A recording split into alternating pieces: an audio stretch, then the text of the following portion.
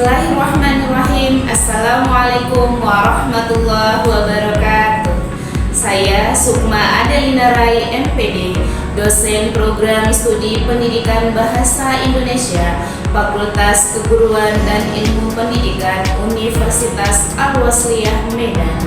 Sebagai dosen, saya telah melaksanakan tridharma perguruan tinggi dalam bidang pendidikan, penelitian, dan pengabdian kepada masyarakat. Pada kesempatan ini, saya akan menyampaikan pernyataan diri dosen untuk unjuk kerja Tridharma Perguruan Tinggi atau PDD UKT PT bidang pengajaran pada salah satu mata kuliah kekhususan rumpun ilmu program studi pendidikan bahasa Indonesia, yaitu mata kuliah analisis kesalahan berbahasa pada semester 6 yang memiliki bobot 3 SKS dengan kode mata kuliah BID 060636, terdiri dari 16 kali pertemuan dengan 2 kali sesi UTS dan UAS, kemudian 14 kali sesi termasuk proses pembelajaran dan mengajar di dalam kelas. Adapun kerangka kerja dalam proses pengajaran dan pembelajaran menggunakan DIA, yaitu Delivery, Interaction, dan Assessment, dengan mengintegrasikan ketiga fase ini secara dinamis dan berkelanjutan. Metode DIA membantu menciptakan pengalaman belajar yang lebih efektif, interaktif, dan terukur, serta memastikan bahwa mahasiswa tidak hanya menerima informasi, tetapi benar-benar memahaminya dan mampu mengaplikasikannya. Adapun capaian pembelajaran pada mata kuliah ini adalah capaian pembelajaran lulusan berupa sikap, penguasaan pengetahuan, kemudian keterampilan umum, keterampilan khusus, serta capaian pembelajaran mata kuliah yang terdiri dari yang pertama, mahasiswa mampu memahami dan menyimpulkan tentang komponen pengajaran bahasa. Kemudian mahasiswa mampu memahami dan merangkum tentang kajian teori dasar analisis kesalahan berbahasa. Yang ketiga, mahasiswa mampu memahami dan menyimpulkan tentang analisis kontrastif. Selanjutnya, mahasiswa mampu memahami dan membandingkan tentang jenis kesalahan berdasarkan struktur internal bahasa. Kemudian, mahasiswa mampu mengumpulkan data kesalahan berbahasa. Selanjutnya, mahasiswa mampu mengidentifikasi dan menjabarkan kesalahan berbahasa. Kemudian, mahasiswa mampu memetakan dan mengklasifikasikan kesalahan berbahasa. Selanjutnya, mahasiswa mampu menguraikan dan mengevaluasi kesalahan berbahasa. Kemudian, mahasiswa mampu memahami dan menganalisis koreksi kesalahan berbahasa. Dan yang terakhir, mahasiswa mampu menentukan dan menyimpulkan tentang faktor penyebab kesalahan dalam berbahasa. Adapun deskripsi mata kuliah analisis kesalahan berbahasa ini adalah mata kuliah ini melatih mahasiswa dalam menerapkan kaidah-kaidah kebahasaan untuk menganalisis kesalahan penggunaan bahasa Indonesia yang meliputi kesalahan dan kekeliruan berbahasa, kemudian jenis-jenis kesalahan dan kekeliruan berbahasa, kemudian daerah dan sifat kesalahan, serta sumber dan bilingualisme serta multilingualisme, kemudian ranah-ranah penggunaan bahasa, alih kode, campur kode, serta interferensi dalam bahasa. Mata kuliah analisis kesalahan berbahasa disampaikan berdasarkan pokok pembahasan materi perkuliahan yang telah disusun dan dikembangkan menggunakan referensi nasional dan juga referensi internasional yang terdiri dari tinjauan umum analisis kesalahan berbahasa mulai dari definisi, tujuan, fungsi, tahap-tahap, sumber kesalahan, dan kecenderungan kekeliruan dalam menggunakan pendekatan analisis kesalahan berbahasa. Selanjutnya, jenis-jenis kesalahan berbahasa berdasarkan struktur internal bahasa, yaitu kesalahan berbahasa dalam tataran fonologi, morfologi, sintaksis, dan semantik. Selanjutnya, penerapan metodologi analisis kesalahan berbahasa yang mencakup mengumpulkan data, mengidentifikasi dan menjelaskan kesalahan berbahasa, mengklasifikasikan kesalahan berbahasa, serta mengevaluasi kesalahan berbahasa. Kemudian penyebab kesalahan berbahasa baik dari faktor interlingual dan faktor intralingual serta interferensi bahasa. Kemudian analisis kontrastif mulai dari hakikat, tahap-tahap dan tujuan analisis kontrastif. Kemudian yang terakhir, mahasiswa melakukan praktik riset mini di lapangan. Perkuliahan ini berlangsung melalui metode pembelajaran berupa Project Based Learning ataupun PJBL dengan pendekatan pembelajaran Student Center Learning ataupun SCL yang mendukung kerangka kerja pembelajaran DIA. Saya juga membentuk kelompok diskusi yang memudahkan mahasiswa untuk saling bertukar pikiran lebih dalam di luar dari jam perkuliahan. Saya juga membentuk kelompok riset mini pada mata kuliah analisis kesalahan berbahasa untuk mengukur kemampuan pemahaman teori dan berpikir kritis mahasiswa serta sebagai sarana efektif keterampilan praktis mahasiswa dalam mengidentifikasi, menganalisis, mengevaluasi dalam penerapan metodologi analisis kesalahan berbahasa. Terakhir, dipresentasikan pada akhir perkuliahan dan didokumentasikan dalam bentuk sebuah laporan riset ini. Selain itu, atribut soft skill yang dimiliki mahasiswa dikembangkan melalui perkuliahan seperti inisiatif, objektif, analitis, dan logis. Selanjutnya, sebagai dosen, saya melakukan asesmen penilaian dan evaluasi dengan menggabungkan nilai capaian mahasiswa pada seluruh item kendali mutu melalui penilaian terhadap tugas mandiri, terstruktur, aktivitas diskusi, laporan riset mini, presentasi, dan tampilan soft skill dengan menggunakan rumus partisipasi kelas dengan bobot 10%, tugas mandiri dengan bobot 20%, tugas terstruktur dengan bobot 20%, kemudian UTS dengan bobot 20%, UAS dengan bobot 30%. Dengan rentang nilai sama dengan 85 dan ke atas itu mendapatkan nilai A, kemudian 75 sampai dengan 84 mendapatkan nilai B, nilai 60 sampai 74 mendapatkan nilai C, kemudian 50 sampai 59 mendapatkan nilai D, kemudian di bawah 50 mendapatkan nilai E. Nah, dengan catatan nilai tidak lulus dapat diberikan jika mahasiswa tidak mengikuti perkuliahan atau kehadirannya lebih kecil daripada 75% atau tidak mengikuti ujian akhir. Hasil penilaian ini diunggah di portal layanan dosen dan mahasiswa di website FKIP Universitas Al-Wasliyah Medan. Selanjutnya, saya akan menampilkan video pembelajaran pada mata kuliah analisis kesalahan berbahasa secara luring di dalam kelas. Selamat menyaksikan, semoga bermanfaat. Assalamualaikum warahmatullahi wabarakatuh. Waalaikumsalam warahmatullahi wabarakatuh. Alhamdulillah, segala puji syukur marilah kita panjatkan kepada hadirat Allah Subhanahu wa Ta'ala yang telah memberikan kita kesehatan dan juga kesempatan sehingga kita bisa berjumpa di pertemuan kedua mata kuliah analisis kesalahan berbahasa. Di pertemuan pertama ada yang tidak hadir? Hadir semua ya, alhamdulillah.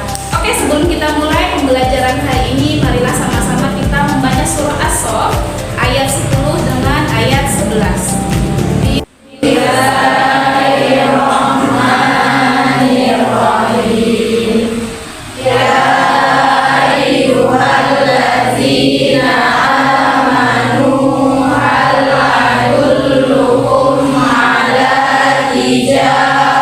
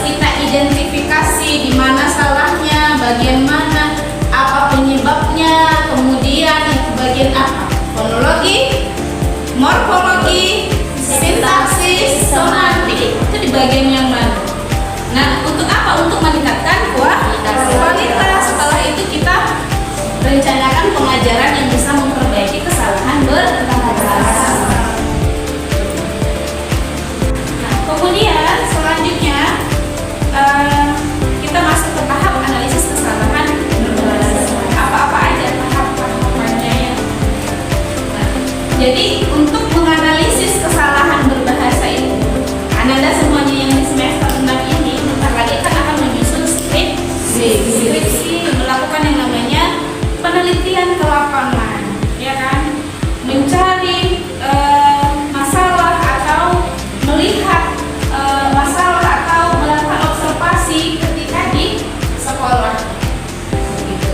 Atau Ananda semuanya tertarik ya untuk meneliti terkait dengan kesalahan berbahasa, berarti dianalisis.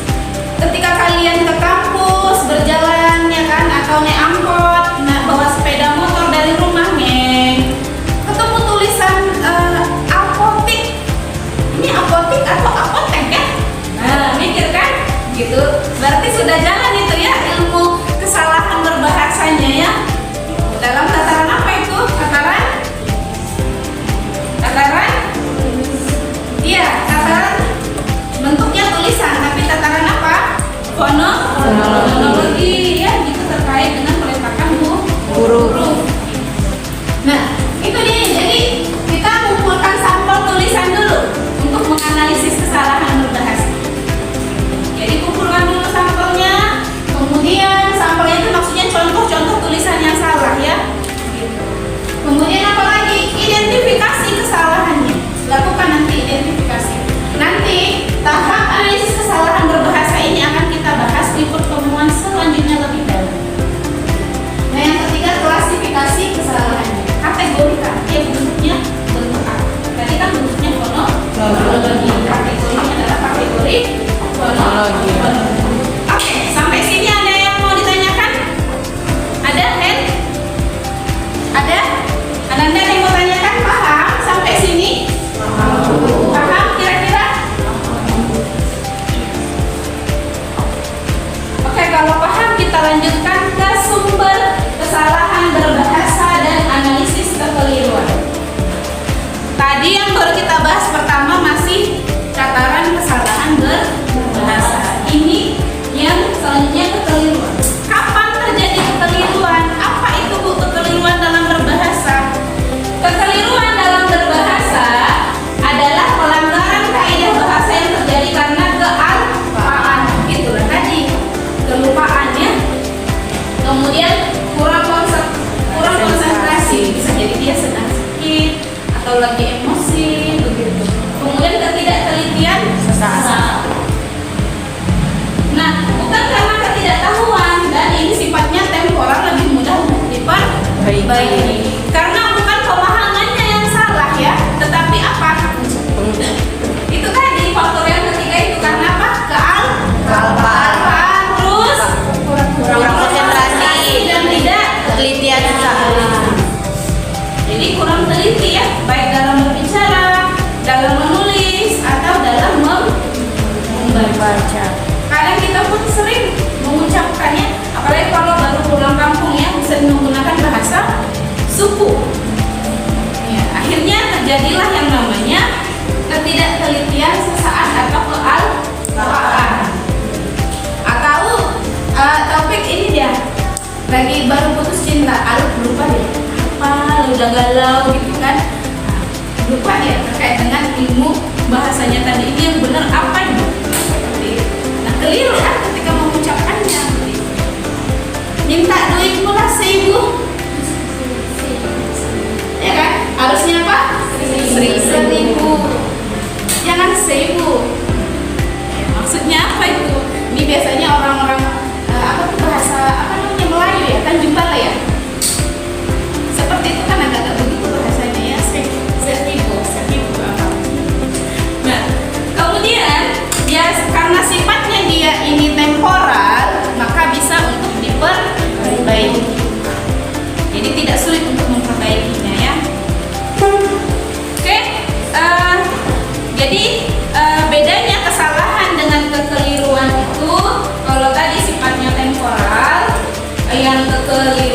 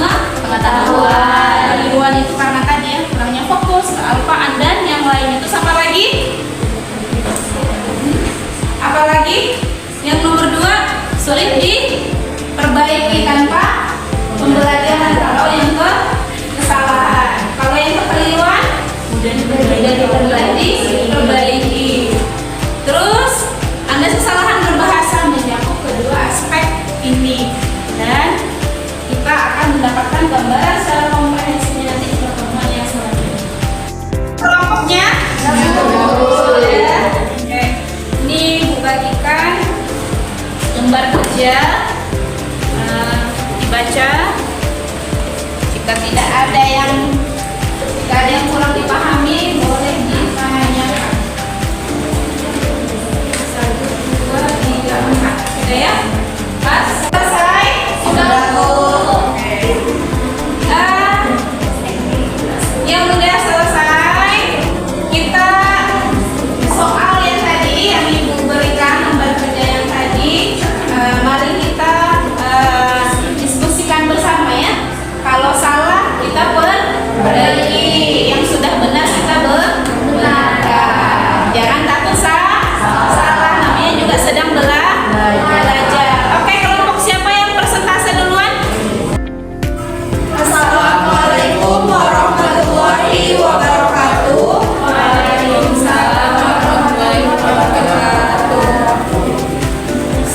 Perkenalkan, kami dari kelompok bintang. Nama saya Nazira Arfa. Nama saya Runeza. Nama saya Hendrisya Putra. Nama saya Septia Yusita. Nama saya Taufik Hidayat. Baik, kami di sini akan menganalisis perbaikan kata. Langsung saja di tweet yang pertama. Yang pertama itu tweet dari Abel. Tersemat lekat dalam hakikat di dada anak bangsa. Pemersatu nan jitu teruji waktu. Nah, kata yang benar itu terselamat lekat dalam hakikat di dada anak bangsa. Pemersatu nan jitu teruji waktu. Benar? Kata yang mana? Hakikat, Bu. Oke, Anda semuanya keluarkan HP-nya, kemudian buka Google, ketik wayground.com. Wayground.com.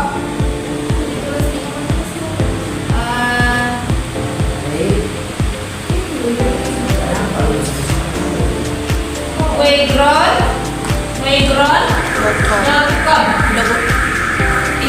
.com. Bismillah.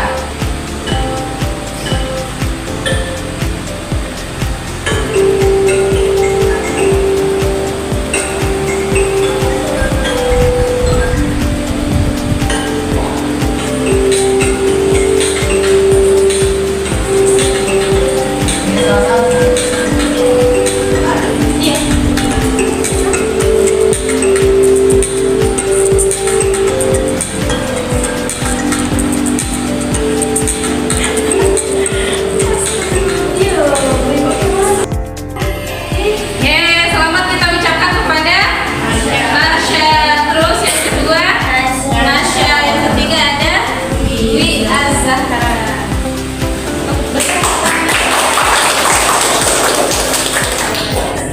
Oke, Anda semuanya terima kasih ya atas partisipasinya di kuis mandiri tadi. Semoga itu menambah pemahaman kita lebih dalam dan lebih baik terhadap kesalahan berbahasa. Oke,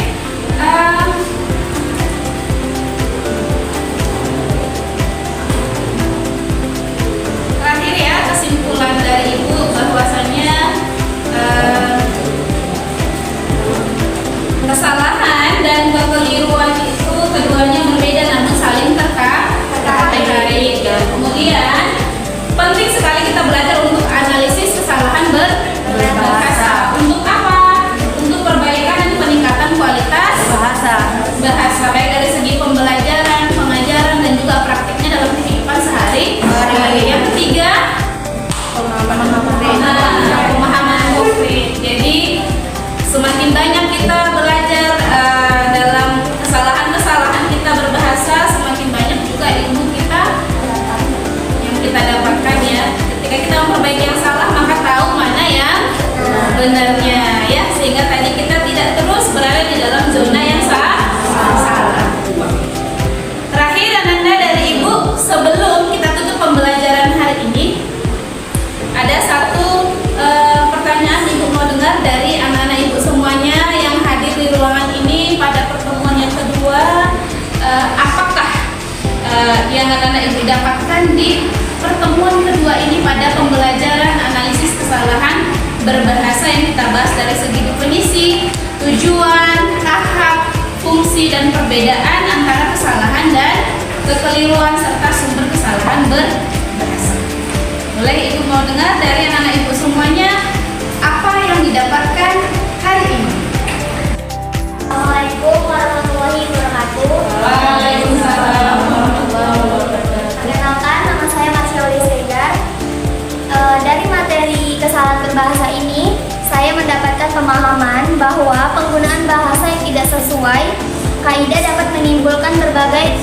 negatif, baik dalam berkomunikasi lisan maupun tulisan. Melalui materi ini, kita belajar mengenal dan mengidentifikasi berbagai jenis kesalahan berbahasa, sehingga kita dapat lebih berhati-hati dan lebih teliti dalam menggunakan bahasa. Mungkin itu saja yang dapat saya sampaikan. Assalamualaikum warahmatullahi wabarakatuh. Waalaikumsalam. Ada lagi? Tidak ada, cukup? Alhamdulillah. Oke, Nanda, sampailah kita di akhir waktu pada pertemuan yang kedua yang membahas terkait dengan analisis kesalahan berbahasa baik dari segi definisi, fungsi, paham, dan sumber kekeliruan dan kesalahan berbahasa. Oke, anak-anak ibu semuanya, kalau ada yang kurang yang ibu sampaikan dari awal sampai akhir atau yang kurang tepat, mari sama-sama kita mencari dan menggali ilmu lebih dalam lagi, dan kita berdiskusi di luar kelas juga, boleh ya, pintu selalu terbuka untuk kalian. Mari kita berdiskusi lebih dalam